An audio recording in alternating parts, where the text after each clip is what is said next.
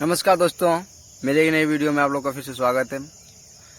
जैसे कि मैं एक मगही का सुपरस्टार जिसको बोला जाता है रोशन रोही, उसका एक स्टेज शो था। कहाँ पे था ये मालूम नहीं है हमको, मालूम होगा तो आप लोग को बता दिया जाएगा। स्टेज शो में कुछ डांसर थे, उसमें 2-3 डांसर थे।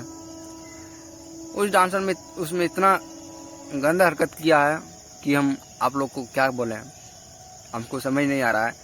तो वो वीडियो आपको कहीं चलते हुए मिल जाएगा, लगा देंगे कहीं कहीं पे, आपको वीडियो आपको देख सकते हैं। छोटा सा क्लिप लगाएंगे, आप लोग किस तरह से वो वीडियो डांसर के साथ किया है।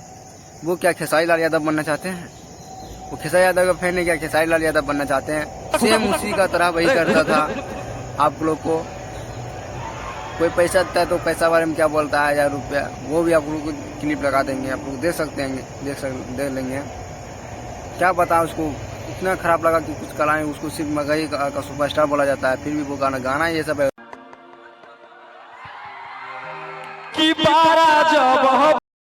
सुनिए इसको गाना। अभी का गाना जो है कितना अच्छा गाना नहीं आया है। वो गाना आप लोग सुनते रहिएगा उसका, और देखिए उसको, फिर बताइएगा फिर कमेंट में कि गाना उसका कितना बढ़िया आता है नहीं आता है।